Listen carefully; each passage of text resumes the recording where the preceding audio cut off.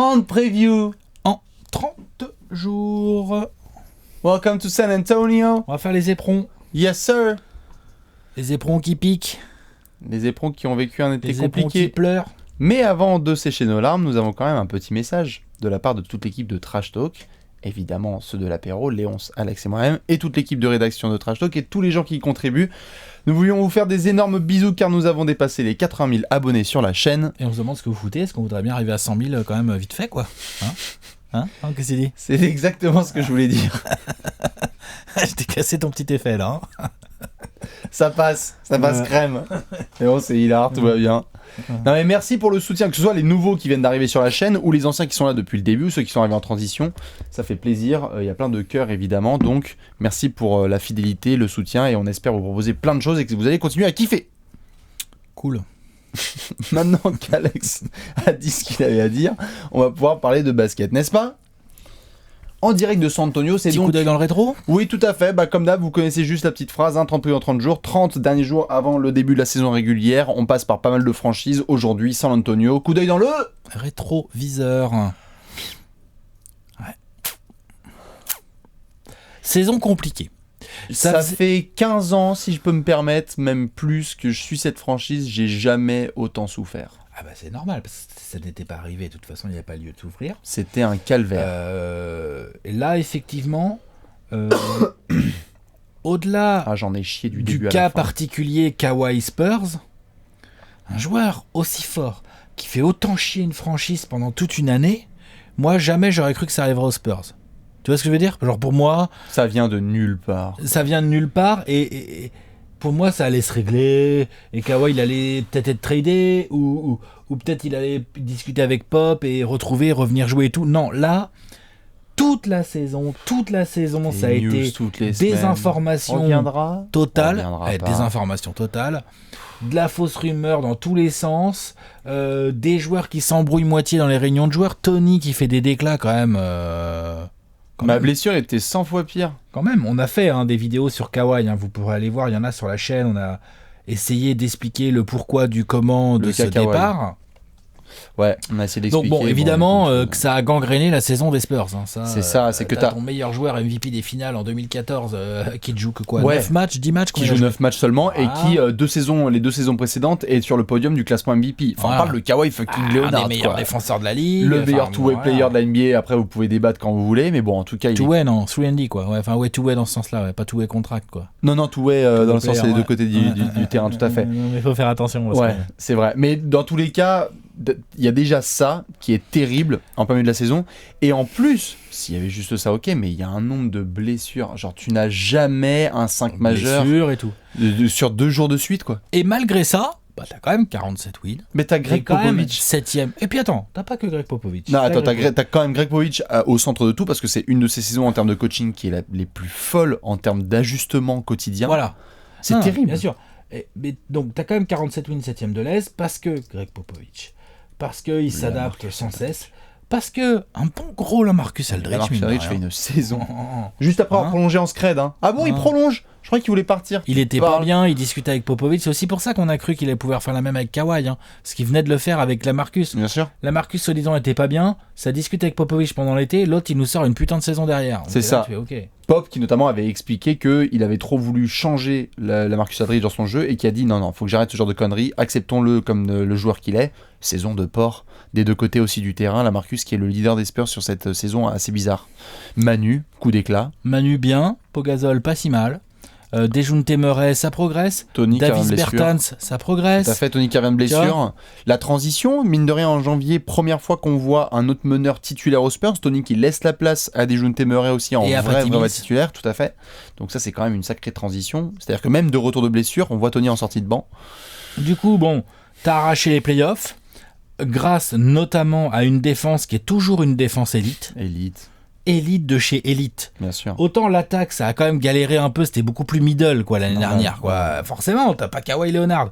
Mais même sans Kawhi Leonard, qui sont blessés, même sans Kawhi Leonard, t'as quand même eu une défense élite. Bien sûr. Et ça, tous les soirs, Respect. tu te ramènes, tu joues parce que Dejounte, parce que la Marcus, parce que les gars sont intelligents. Ouais, Danny Green. Danny Green, tout à Ouais, fait. Non, grave. bien sûr. Donc tout le monde a fait le boulot. Tu repars avec 47 victoires. Et à cause du bric-brac-broc de la conférence Ouest, ben, tu te tapes les Warriors au premier tour. Et puis, Donc, bouchée de pain. Direct, Tu te fais dégager, t'en gagnes quand même un. T'en gagnes un petit parce que voilà. 4. Parce que t'es content et que Manu Ginobili a besoin de faire un barreau d'honneur. Voilà. Bah, c'est bien, Et que tu t'es battu, bien sûr. Mais tout ça avec un point d'exclamation quand même terrible, c'est que toute la série de playoffs, tu l'as fait sans coach Popovich qui perd sa femme. Enfin, je veux dire, Non, la saison, c'est con, mais c'est un symbole terrible de cette espèce d'ambiance morose qu'il y a eu autour des Spurs. À partir de janvier, limite, Kawhi, il est séquestré à New York, il s'écarte du groupe. Donc, Pop qui perd sa femme. il faut repartir du bon pied. Et pour repartir du bon pied, il faut faire un bel été. Ouais. On regarde si ça a été le cas ou pas. Comment ça se passe? On va se faire ça. Bah. On va parler de tout ça dans le marché de l'été. El tableau. Pour là. Ah, la violence du tableau quand Un même. tableau bien nourri. C'est rare de voir des Spurs avec autant de noms. Souvent ça prolonge, très peu d'arrivées, très peu de départs. Et ben là, mon pote, Et surtout là, c'est les noms, tu vois. c'est les noms. Dans la colonne des départs, il y a Kawhi Leonard. Donc déjà, tout à fait. Donc là, rien que déjà, Déjà, tu vois, si tu veux, il y a bon. un transfert qui s'acte assez rapidement. Il y a le bordel de juin avec Pop qui essaie de retrouver des contacts avec Kawhi Leonard, mais Kawhi ne bronche pas, Ça marche pas. il veut partir. Et donc, mise en avant d'un transfert avec les Raptors, où tu récupères DeMar DeRozan, plus Jakob Poeltl. En échange de Kawhi Leonard et de Danny Green. Et de Danny Green, tout à fait. Mine de rien. Danny Green, très C'est important, hein. Tout à fait, Danny Green, c'est très important. Bah, de toute façon, on va voir, les ajustements des Spurs vont être assez énormes cette saison. Côté départ, on va revenir sur le truc. Tout à fait. T'as aussi perdu Kyle Anderson que tu as laissé signer. Ouais, à Memphis, À Memphis. t'as pas matché l'offer sheet. Et puis après, t'as Manu qui dit ok, c'est bon pour moi. 41 ans. Bon, qu'est-ce que je te dis? Enfin, d'abord, t'as Tony. Ouais. On peut pas lui en vouloir. Manu, c'est pas avant Tony? Ah pardon, je savais pas la chronologie. D'abord, il y a Tony qui dit ok, c'est bon, moi je vais aller voir du côté des Hornets. Je pense qu'il va voir d'ailleurs, mais il y va en tout cas. Son idole. Ah oui, son idole, oui. Nico Batum. Et bah quoi? C'est pas ça? J'ai dit une bêtise? Enchaîne, putain. Et après, dans la foulée, t'as Manu qui dit retraite. Manu, quoi. Manu, 41 ans, à un moment donné, Tony, c'est pareil, on comprend, franchement. Il a expliqué, Tony, il a dit voilà, j'allais être troisième meneur et tout. Là, je suis backup de Kemba Walker. C'est des choses que je comprends tout à fait, moi, de la part Non, de Tony. pareil. Le départ de Tony, ça me dérange Euh, pas.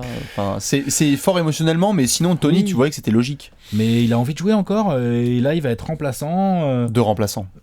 À San Antonio, il serait remplaçant de remplaçant. Tout à Voilà, il serait numéro 3 à San Ouais. Antonio, alors que là, il va vraiment être derrière Kemba Walker. Ouais. Dans une équipe où il retrouve son pote Nico, où il y a effectivement Michael Jordan en proprio. Enfin, voilà, il se fait ce que j'espère va être un petit kiff pour lui de fin de carrière. Tout à J'espère fait. très fort, vu tout ce que Tony a apporté au basket français en premier lieu, et Tout à à la fait. NBA et aux Spurs. Bah, Enfin, de bref. toute façon, on en avait parlé dans la prévue des Hornets. Le départ se passe assez bien, même s'il est choquant, et il est encore choquant pour ceux qui le voient avec le maillot des Hornets. C'est assez bien fait. Il y a un mot par rapport à tout ce que les Spurs ont apporté, au fait de ne pas trop regarder vers l'avant, mais plutôt en arrière, toutes ces belles années qui ont été jouées entre Tony, Greg Popovich et tout. Enfin, ça fait quand même depuis 2001, quoi, 17 saisons au même endroit, futur maillot retiré, MVP des finales, etc. Donc c'est quand même Hall of Fame. Hall of Fame, évidemment, à venir. Donc, c'est évidemment un énorme départ, ce qui amène aussi forcément à des grosses dates. On attendra le premier match de Charlotte parce que le comeback de Tony à San Antonio, Ça va être beau. si vous êtes assis, il y a un problème. Et en effet, Manu qui suit derrière, et là, moi, j'étais pas bien. Non, Je te comprends, cache pas les fans que- des Spurs, je comprends, c'est pas facile comme été. Hein. C'est pas facile. C'est un comme été terrible. Mais je trouve Qu'est-ce qu'on s'en que- sort bien. Exactement. Même si c'est pas facile, je trouve que finalement, dans le trade de Kawhi, comme on l'a dit, t'as eu DeMar DeRozan et Jakob Poeltl. Tout à fait. Oh. DeMar DeRozan sous contrat encore 2 ans après c'est l'avenir. Ah, il est cher, hein, mais c'est un très star. très bon joueur. Voilà, et il y a Poeltl en projet à développer. Et puis, t'as été bricolé du petit Quincy Pondexter, du petit Dante, Dante Cunningham, Marco Bolo-Balls qui Marco revient. Bellinelli. Donc, t'as été organisé un petit peu les remplacements des mecs que t'as perdus. C'est ça, t'as drafté Lonnie Walker pour te donner un petit peu de marge athlétique. Un swingman un peu athlétique, C'est scorer, intéressant tout à fait. à voir sur la durée. T'as développé quand même l'année dernière, t'as quand même pris le temps de développer donc Dejounte Murray, t'as quand même pris le temps de développer Bryn Forbes. Oui. Non, tout à Voilà. fait. Et tu les conserves, tu conserves Bryn Forbes, Davis Bertans. Déjounté, il a prolongé, Déjounté, non, c'est pas ça enfin, il a pris c'est la team option comme pour Davis Bertans, c'est l'option des Spurs qu'ils ont mis sur la 4ème Ah oui, saison. c'est ça. Donc c'est ça qu'ils ont conservé. Il y a Rudy Gay aussi qui après une première pige assez intéressante est conservé pour quoi 10 millions je crois l'année, un truc comme ça. Oui. Donc c'est vrai que c'est bizarre parce que tu vois cette espèce d'accumulation de chocs. Je veux dire, c'est des trucs marquants, plus Manu sur le banc, plus Tony à la main, Kawhi Leonard qui est parti, tu te dis comment est-ce qu'ils peuvent se relever. Et tu as des joueurs qui s'intègrent dans la dynamique Spurs assez Donc intelligemment. là, on a affaire à une vraie transition Et grosse transition. émotionnelle Et et stratégique. sportive, puisque à la base, le projet sport, il était autour de Kawhi Leonard, hein, on peut Clairement. me dire tout ce qu'on veut, Ouais, bien sûr. et du coup, c'est mort. Donc, émotionnelle et sportive, tu amènes sur le papier des vrais débuts de réponse, en tout cas, je dis pas des réponses pures, Non, ouais. parce que dire que DeMar DeRozan c'est Kawhi Leonard, ça serait quand même lui donner beaucoup trop de crédit à mon sens. On va se calmer les enfants. Mais dans la colonne arrivée de notre petit tableau, il y a des vrais joueurs de basket, des mecs sur lesquels Pop va pouvoir bosser, des mecs Tout à qui fait. va pouvoir intégrer à des systèmes et avec lesquels on peut espérer, en tout cas, voir les Spurs faire quand même des produire bons du résultats. basket tout à fait Tout à fait. correct. Nous sommes d'accord. D'ailleurs, pour ceux qui ne l'auraient pas vu et qui veulent le voir, nous avons fait, Alex l'a mentionné tout à l'heure, l'affaire Kawhi Leonard, on l'a fait en 3 parties, si je dis pas de bêtises. Ouais. Donc vous pouvez le voir, c'est sur la chaîne pour revivre un petit peu ce moment particulier. Ce grand moment, Tout à fait. ce beau moment, Putain, ouais. Chacun sa vision du bon bordel. moment de rigolade. Bien évidemment, tout ça va nous mener à des grosses questions, surtout avec un stratège comme Coach Pop. On va pouvoir parler de 5 majeurs peut-être. Ouais. T'es chaud? Allez. C'est l'heure du 5 majeur.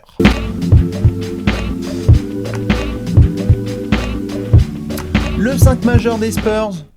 Cool. La mimine. Un meneur, un arrière, un ailier fort et un pivot. Même si en 2018 il faut jouer avec certains gars. Kirker, Ah bah. Manu et Tony. Parce que obligé. Kawhi, j'ai un autre geste. Je le ferai pas à la Oh, caméra. cœur, Kawhi. Non. On en parlera dans une future preview. Ouais. De Hein. Kawhi. Là, c'est pas Kawhi qui nous intéresse. Là, ce qui nous intéresse, c'est comment Popovic. Moi, vraiment, je suis curieux. Hein, vraiment. Comment Popovic va utiliser les joueurs qu'il a. Quel genre de 5 majeurs il va produire. À Oui. quel poste il va faire jouer DeMar DeRozan et comment. À côté de qui. Oui. J'ai 1000 questions, tu vois. Eh bien, genre, si tu me mets Greg Popovich, là, le mec, je peux l'assaillir de questions pendant 2 heures. Eh Sans bien, je vais problème. essayer de faire justement l'intermédiaire entre ces deux personnes de haute voltige. Déjà en lock sûr et certain, Dejounte Murray et Lamarcus Aldridge. Ça, c'est sûr et certain. Et DeRozan aussi. Et DeMar DeRozan, évidemment. Donc là, c'est plutôt 1, 2 ou 3, hein, DeRozan. 1, 2, 4, 5. Tu es sûr d'avoir Lamarcus Aldridge dans certaines dispositions avec Pau Gasol, on l'a vu là déjà sur les premiers matchs de pré-saison, ou parfois seul en pivot, et avec des gars qui seront Quand il décalés. est seul en pivot, c'est qui l'ailier fort? Rudy Gay. Ok. Rudy Gay qui va être en 4, vraiment. Titulaire potentiellement. Potentiellement titulaire, Ouais, ouais. oui. Parce qu'il n'y a pas énormément d'options. Dans ces cas-là, tu mets DeMar DeRozan en 3 alors? En 3, et tu peux avoir, vas-y... Bello? Oh, non, Bell- pas titulaire quand même. Soit tu peux avoir du Bellini, soit tu peux avoir, je serais pas étonné qu'il puisse y avoir du Derrick White, Quincy Pondexter. Quincy Pondexter. T'auras probablement aussi des piges, Derrick beaucoup de White, confiance. C'est pas un peu plus un meneur ça? Je sais pas. Il est j'ai capable de jouer l'impression, quand même. combo guard, Ouais. mais il est de taille meneur tout à fait, Quand mais il même, est capable de jouer hein. combo. Et puis sinon tu auras aussi des Forbes. piges avec peut-être, alors Brain Force c'est vraiment fond de banc, Ouais. mais bon sniper mais fond de banc. Parce que mais Sniper et athlétiquement, moi je le trouve c'est plus un 2 que Derrick White Ouais. en fait. Ça va. Après, attention aussi à l'utilisation de Davis Bertans, qui pourrait être aussi en 4 parfois utilisé. Est-ce qu'on peut avoir du Patty et du Dejounte en même temps? Parfois oui sur le terrain, mais dans le 5 majeur, non. Non, 5 majeur, non. Non. Donc, Donc oui, en effet, si on reste sur le 5 majeur, on a Dejounte Murray, DeMar DeRozan et Lamarcus Aldridge en safe. Je suis vraiment capable de mettre Rudy Gay dans les safes titulaires. C'est ce qui a été un petit peu amené par les Spurs en début de camp d'entraînement. Il y a moyen qu'il soit titu. En forward, quoi. 3 ou 4. Et après, en fonction de la match-up, si tu as des baobabs, Pau Gasol, et donc ça décale tout le monde. Et si tu as des petits, pas étonné que ce soit Bellinelli. Pondexter. Pas Bellinelli. Donc tu as perdu, hein. Alors, Tu as perdu fort. perdu, Là, t'as vu, on est en train de faire 5 majeurs là. Bah en fait, t'es plus aussi, c'est plus aussi Spurs qu'avant, quoi, où tu savais que tous les soirs t'avais tel 5 majeur et puis badaboum, quoi. Tout à fait. Va falloir un peu plus improviser. Ce qui est intéressant par contre de noter, c'est qu'autant là, on n'est pas sûr de comment va être le 5 majeur. Par contre, il y a une vraie profondeur. Je veux dire, il y a Dejounte Murray, derrière lui, il y a Patty Mills, il y a éventuellement du Derrick White. Tout à fait. Ensuite, au poste 2, on va dire que c'est DeRozan. Hein, allez, vas-y. Bello. Derrière lui, il y a Bello. Pourquoi pas du Lonnie Walker? Bon, Dexter peut jouer 2-3 aussi. Bryn Forbes. Bryn Forbes, tout à fait. Ensuite, derrière... Et en plus, dans des registres différents, ça peut shooter à distance et ça peut pénétrer. Et t'en as des plus ou moins défensifs. Tu vois, Bellinelli en défense, j'aime bien, mais c'est vitef. Bien sûr. Si tu mets Pondexter, c'est déjà plus sérieux, tu vois. Et même Bryn Forbes. Moi, plutôt en 3, alors Quincy Bondex plutôt 3-4. Avec Dante Cunningham, ouais. Oh plutôt grand Dante Cunningham et Quincy Pondexter. Dante, ouais, mais Quincy, c'est un 2-3, ça, non? Non, c'est un 3 vraiment qui a été capable de jouer à Memphis en 4, mais qui jouait, je crois qu'il a jamais joué en 2. Je le voyais plus petit. Ah bon, Pondexter, il a jamais joué en 2? Vérifie, mais dans tous les cas, sur le poste d'ailier, tu auras potentiellement du Rudy Gay, parfois du DeRozan, parfois du Pondexter. Et puis à voir comment ça se développe. T'as Rudy Gay, ouais, et t'as potentiellement peut-être Dante Cunningham alors. C'est ça, mais Dante Cunningham a plutôt joué 4 sur ces dernières années dans pas mal de franchises, à New Orleans notamment. 1m98, là, je vois. Non, Pondexter, vraiment, je te jure, il peut jouer 2. Hein. Ok. On lui donnera quelques minutes en 2. J'y crois. Okay. Après, je pense pas que vous en aurez hyper besoin. Ouais, c'est ça. À l'aile, il va être pas mal utilisé. Bertans, qui est très grand, est parfois utilisé en tant que 3 pour vraiment espacer. Et après, au poste 4... Pour moi, c'est un 3 qui peut jouer 2, plus que 4. Et après, au poste 4-5, eh bien, donc, tu as des possibilités en soi entre du Lamarcus Aldridge, du Rudy Gay et du Davis Bertans en 4. Ouais, Davis Bertans en 4, là, vous l'avez prolongé. Là, tout à fait. Vous allez l'essayer, celui-là. Bien sûr. Et en 5, bon, bah là, c'est soit du Lamarcus, soit du Pau Gasol, soit du Jakob Poeltl. Ouais, il aura ses miettes, hein, le gamin. Bien sûr. Franchement, lui, il va bosser avec du Tim Duncan à l'entraînement et du Pau Gasol. Hein. Parce que c'est marrant, tu vois, on dit ouais, il s'entraîne avec Tim Duncan et tout. Non, mais il s'entraîne avec Pau Gasol et Tim Duncan. Il s'entraîne avec Pau Gasol. Ouais, clair. Tim Duncan, c'est super. Mais il s'entraîne avec Pau Gasol et après, il le regarde en match. Non, mais il le regarde en match. Ouais, non, c'est trop bien. C'est son coéquipier, quoi. Bah là, il vaut son salaire. Pau Gasol, quoi. Ouais, c'est clair. C'est un bon master Jedi pour apprendre aux petits comment faire. Non, c'est trop bien. Franchement, t'es grand, t'es blanc, t'es technique. T'es européen. Et tu t'entraînes tous les jours avec Pau Gasol, qui est le monstre FIBA qu'on connaît. Non, c'est trop bien. Il y a quand même quelque chose à faire. Après, on va ça change de Lucas Bébé Nogueira, quoi. Qu'il avait un petit peu comme Valanciunas qu'on respecte, mais bon, c'est pas la même cam. Respecte à fond, hein, mais je pense que Pau Gasol, ça peut être un super mentor en plus. Bien sûr, et même la Marcus. Ça justifierait un peu ses 16 millions, quoi. Ouais, tout à fait. Je sais, mais même la Marcus Aldridge, hein. Tu sais que Poeltl qui doit se taper la Marcus Aldridge tous les jours en entraînement, ça va être casse-couille, ça va le durcir un peu. Pour t'entraîner, moi je trouve que l'exemple que représente Pau Gasol, c'est génial pour Jakob Poeltl. Oui. Après, il est très bien dans l'attitude. Pour t'entraîner à défendre, c'est clair que défendre sur la Marcus Aldridge tous les jours, c'est sympa, ça c'est bien, ça t'entraîne. Ça va monter tes skills. Donc il y a des options en fait. C'est ça qui est bizarre avec cet effectif, c'est que on avait souvent l'habitude de voir des rotations déjà actées dès le mois d'octobre avec les Spurs. Là, il va y avoir de l'improvisation. Il y a de l'impro, exactement. Avec en plus cette envie montrée déjà un peu par Pop de responsabiliser des jeunes. C'est-à-dire que Dejounte, il a vraiment envie de lui donner les clés du Camtar et voir s'il peut driver une équipe en playoff. Ouais, et attends, avant d'aller là, je suis d'accord, mais est-ce que les clés du Camtar de la balle en main, est-ce que c'est pas aussi beaucoup de DeRozan qui va les avoir ? Si, bien sûr. Quand même. Non, ça serait normal. Tout à fait. En fait, je disais pas, c'est pas forcément balle en main. Dejounte Murray en a notamment parlé. C'est plus sur le vocal, le leadership notamment, où il est entouré en soi de darons, mais il a envie de s'exprimer un peu plus et donc de pénétrer. Parce que Dejounte Murray, quand il passe l'épaule, il y a combien de personnes qui peuvent vraiment le stopper athlétiquement, tu vois. Oui, il est athlétique, c'est clair. Mais c'est sûr et certain que ça sera DeRozan et Lamarcus Aldridge qui vont avoir le plus de touches. DeRozan avec, tu vois, par exemple, le DeRozan qui a la balle et Lamarcus Aldridge qui vient lui poser un petit écran et qui pop, c'est chiant à défendre. Sûr, non, c'est surtout que DeRozan nous a montré, sans être un grand distributeur, nous a montré qu'il progressait. Gentiment. Il progressait dans ce niveau-là. Surtout que lui, pour le coup, derrière un écran, le shoot à 6 mètres, c'est un lay-up pour lui. Oui. Il fait partie de ces joueurs là avec Chris Paul et quelques autres. Oui. TJ Warren notamment, bien sûr. Les grands. Non, mais Bradley Beal aussi, là, extrêmement bien, ça.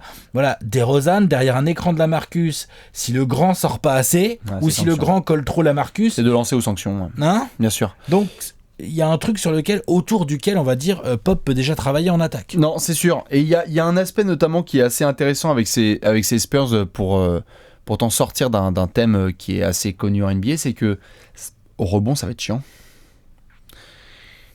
Pau Gasol, Poeltl, Aldridge, tu peux avoir des 5 avec DeRozan qui gobe Serbon, hein. DeRozan ça en prend, Rudy Gay ça en prend, Dejounte Murray ça en prend, Lamarcus ça en prend, Pau Gasol ça en prend, Poeltl ça en prend.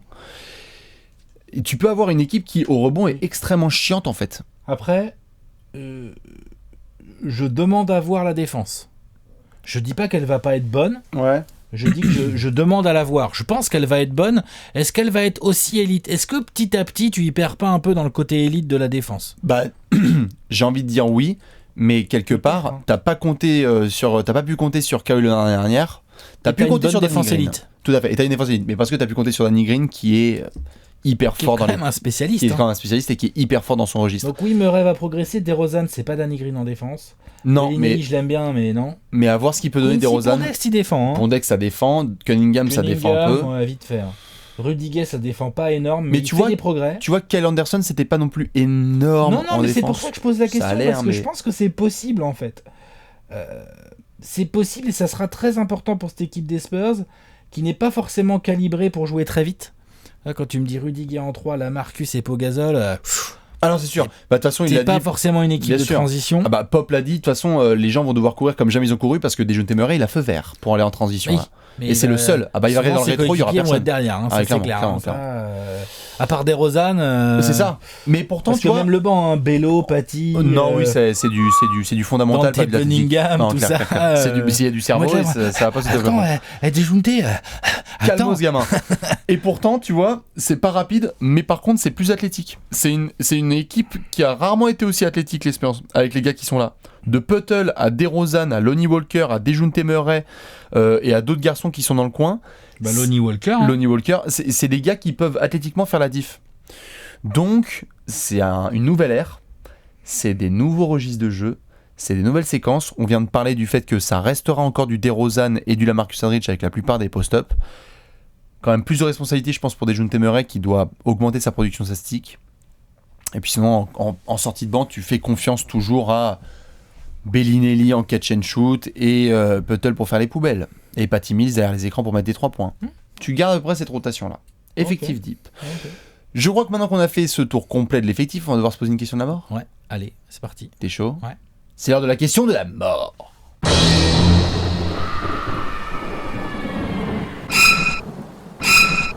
La question de la mort.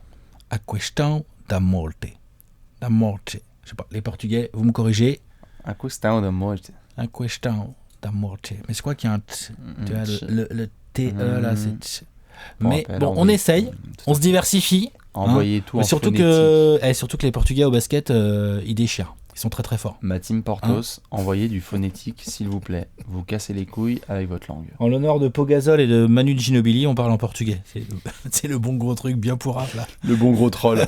C'est clair. En référence à la Ginobili, communauté hispanophone, tout à fait. France TV, dédicace. Ouais.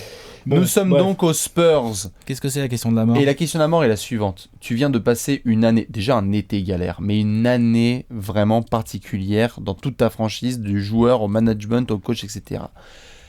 Quand tu vis un été pareil, on s'était déjà posé la question quand Tim Duncan était parti, là tu perds Tony, Manu, c'est pire. Kawhi, c'est honnêtement pire.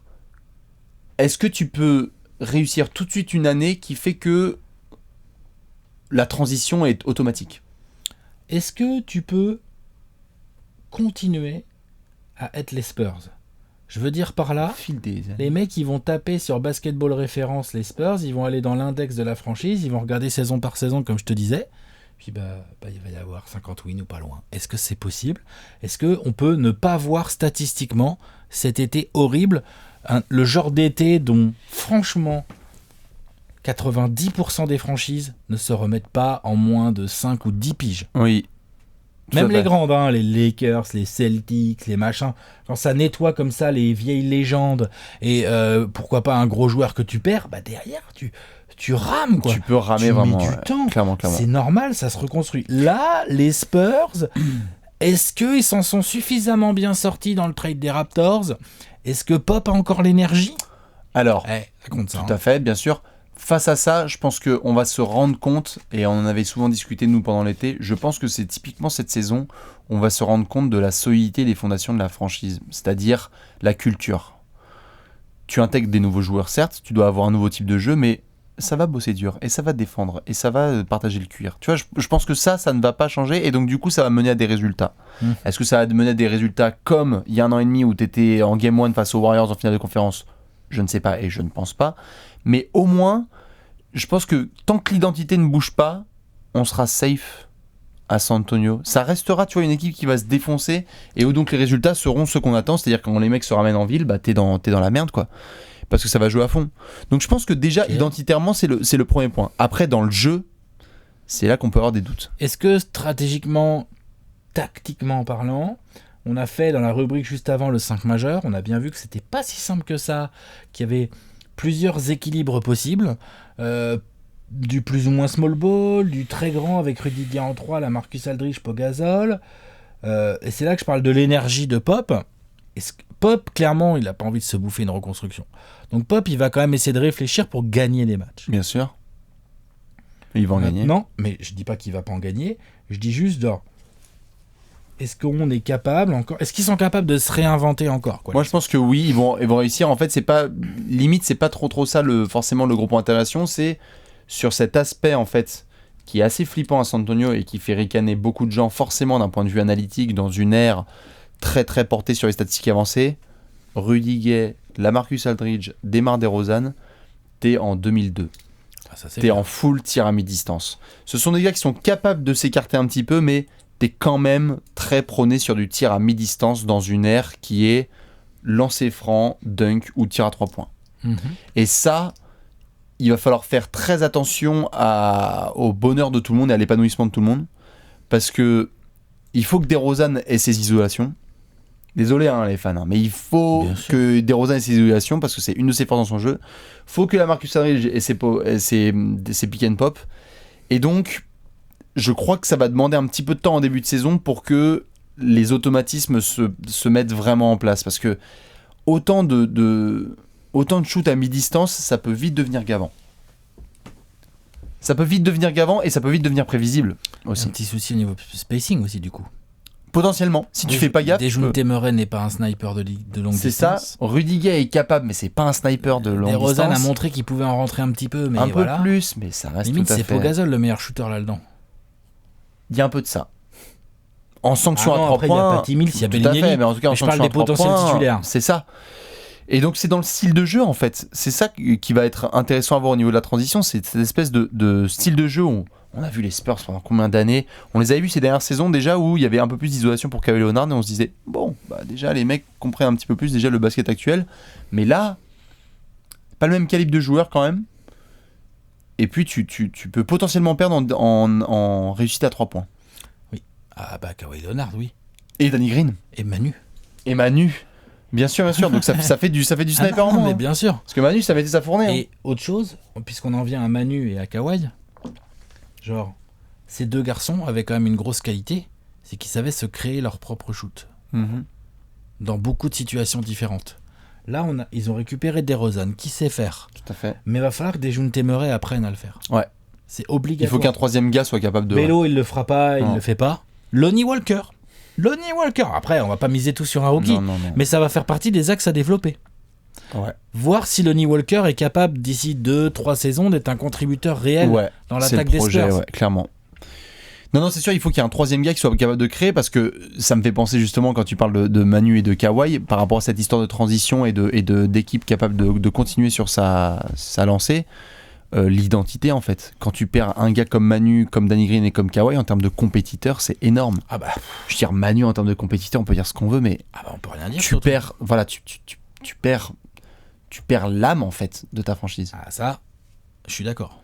Donc qui en fait est l'espèce de trompa un peu là-dedans, ça va être Pop, qui va continuer encore et toujours à mettre des coups de fesses, mais... Il t'en faut un sur le terrain. Et il en faut un sur le terrain. Faut qu'un mec fasse cette espèce de taf là où le point est rageur, quoi. Parce que la Marcus Aldridge est trop gentil. DeRozan, on l'a vu aussi. Attention. Et Dejounte Murray doit montrer ça, mais c'est genou. Hein. Donc dans les résultats... C'est une vraie inquiétude. Bien sûr. On peut se poser la question. Après, dans les résultats, ça peut le faire. Sur le papier, il y a des armes. De toute façon, on va en parler des résultats dans le pronostic, tu vois. On va pas squeezer, on va pas spoiler. On va pas spoiler nos pronostics. Mais c'est une question à laquelle on veut bien vos réponses, justement. C'est par rapport à cette espèce de transition des Spurs. T'en avais fait déjà une avec la post Duncan. Là, en un été, tu perds Tony, Manu, Kawhi. C'est quand même énorme. Heureusement, t'as gardé Pop. Ça aurait pu être le strike. Hein. Mais heureusement, tu le gardes. Bon, bah, il faut préparer même cette transition-là au coaching. gentiment mais doucement. Parce qu'il y a 2020 et 21 et 22 qui vont arriver et Pop il sera pas éternel. Ah non. Donc ceux qui ont pris cher un peu cet été, préparez-vous parce que c'est que le début. Hein. Non, c'est clair, c'est que le début. Du coup on va du coup quand même devoir passer à une autre petite section, c'est celle du Gérard d'Or. Ouais, allez. T'es chaud ? Allez. C'est l'heure du Gérard d'Or.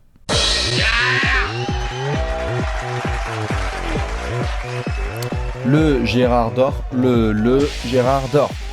Je donne à Alex qui nous fait tout de suite une David Robinson. Oh, c'était propre, et voilà ça. qui est propre. Oh, dis donc. Et j'aime bien parce que c'est pour les Spurs. C'était propre. Ok, en direct du AT&T Center, tout le monde a son nachos et son tacos et son Sprite de 3 litres sur les genoux. On va regarder les Spurs jouer au basketball. Et donc forcément on doit cliquer sur eux sur NBA League Pass. Alex, qui va te faire cliquer sur les Spurs cette saison ? Démarre DeRozan, obligatoire. Là, je suis très très curieux et impatient de voir comment il va se comporter, ce qu'il va nous faire et tout. Au-delà évidemment du match qu'il a dû entourer d'un trait rouge, d'un trait blanc, d'un trait bleu, d'un trait vert et tout. Donc de son retour 22 février. De son retour au Air Canada Centre, nouvellement appelé le Scotiabank Arena, un magnifique nom. Au-delà de ce match, évidemment, on va tous le regarder, tout ça, machin. Surtout, moi, ce qui va m'intéresser, c'est genre DeMar DeRozan sous Popovich avec LaMarcus Aldridge pour lui mettre des écrans et pop. Pop. Pick and pop. Du verbe to pop. To pick and pop. Je suis très intéressé de voir. DeMar DeRozan a un bon handle. DeMar DeRozan est capable de tenir la balle. Ils vont avoir besoin de lui pour le faire. Je crois pas que Dejounte Murray va devenir un meneur élite comme ça en claquant des doigts. Non. Donc ils vont avoir besoin de DeRozan pour faire ça sur les extérieurs. Voir s'il prend un peu plus de 3 points. On parlait de ce souci-là. Il a commencé l'année dernière à prendre plus de 3 points. Peut-être c'est la bonne occasion chez les Spurs. Il va avoir un bon spacing, un ballon qui circule et tout. Donc évidemment, je vais être très intéressé de voir comment DeRozan va s'adapter, comment il va se fondre dans le collectif, quelle énergie, quelle mentalité il va nous montrer dans les matchs. Est-ce qu'il va être à donf ? Est-ce que DeRozan, là, dès le day one, c'est un Spurs, tu vois ? Ou pas ? Ou est-ce que ça va prendre 3 mois qu'il s'habitue à jouer avec ce maillot, tout ça ? C'est pas... c'est un gros changement pour lui, s'y attendait pas et tout. Bon, l'avantage, c'est qu'il a déjà eu un petit peu de temps pour se faire à l'idée. Il va faire le training camp avec les copains, tout ça. Donc ouais, non, DeMar DeRozan, clairement, à chaque fois que je vais cliquer sur les Spurs, je vais faire, ok, il est où, il fait quoi, il se déplace comment, ok, il a la balle dans les mains, il se marre. Ah tiens, c'est Pogazol qui va lui mettre un écran. Alors, qu'est-ce qu'il fait ? Il drive. Est-ce que DeMar DeRozan va avoir encore ses 8 ou 9 lancés cette année par match ? Fait. Je suis d'accord. Tu vois, voilà. Ouais.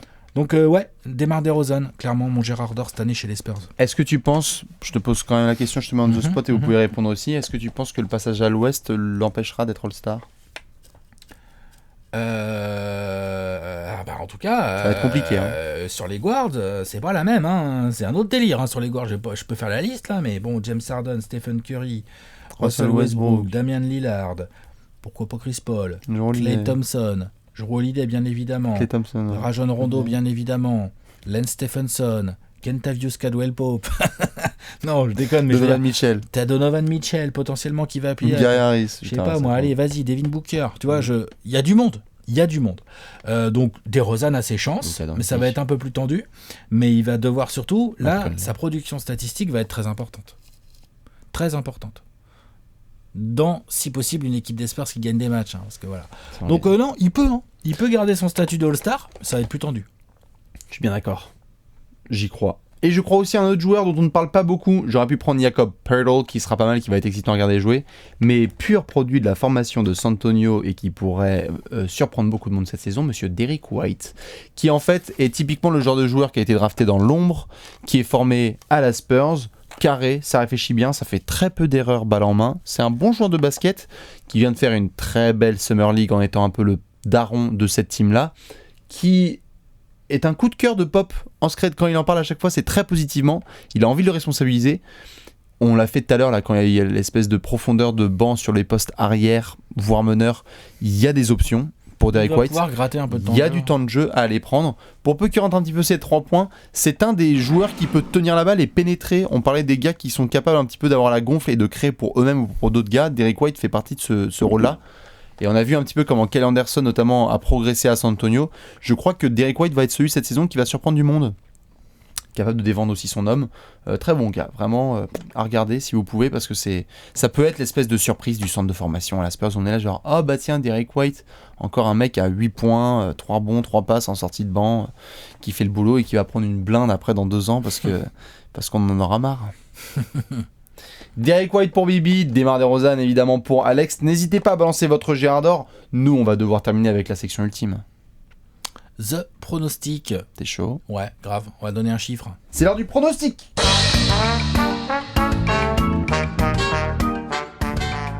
Pronostic time Cool. avec Ouais. Alex Ouais. et Bibi. 24 secondes pour résumer la saison des Spurs. Vous pouvez le faire aussi. Alex, t'es chaud? Ouais. 3, 2, 1. Devin Brown. 49 wins. 5e de l'Ouest cette année. Je leur en donne 2 de plus que l'année dernière. J'estime que l'année dernière, ils n'ont pas vu Kawhi. Ils ont mis DeMar DeRozan. On a parlé de l'effectif en long, en large. Pour moi, ça va rester un basket solide. Il va y avoir des fondamentaux. Pour moi, DeMar DeRozan, Lamarcus Aldridge, bien entouré de jeunes qui montent et de vétérans. Ça va être pas loin des 50 wins. 5e de l'Ouest. Putain, t'es même sous les 24. Beau gosse. Et le Run and Gun, les Spurs, cette année. Salaud, va. Je te vois venir à 3 km. Allez, je vais faire le bon pronostic du bon fanboy. 3, 2, 1, top chrono. 75 victoires. Non, j'en donne 50. 50 victoires aux Spurs. Je pense que les Spurs seront top 4 de l'Ouest cette saison. Ils en avaient 47 victoires dernière. Ils n'avaient pas DeRozan. C'était un autre effectif. Il y avait des blessures. Tu rajoutes du... ils n'avaient pas Kawhi Leonard. Tu rajoutes du DeRozan, de la jeunesse. Je pense qu'on sous-estime un petit peu trop l'expérience de tous ces joueurs. C'est des gars qui se ramènent demain matin dans n'importe quelle ville. Ça joue dur, les Spurs. Et je leur envoie pas perdre plus de 30 matchs la saison prochaine. Voilà pour mes amis de San Antonio. On regarde le gros tableau ? Allez. Le gros tableau made by Léonce avec tous les pronostics. Ça y est, on commence à rentrer dans les gros des 2 conférences. Waouh. Putain, on arrive gentiment à la fin. Ça me stresse On un arrive peu. dans les top 4 là. Ouais, c'est bizarre, ça me stresse parce que j'ai pas envie de terminer cette série, mais en même temps, ça annonce quoi, Alex? Ça annonce le début de la saison, ça. Il y a une petite odeur de cuir là quand même, qui sort. Hein. That's the fucking problem. Ouais. Du coup, bien évidemment, la Spurs Nation, séchez vos larmes. Cry your eyes, mate. Ça va le faire, on va y arriver. Alex, t'as un indice ou pas pour la prochaine vidéo? Allez, sors les tracts.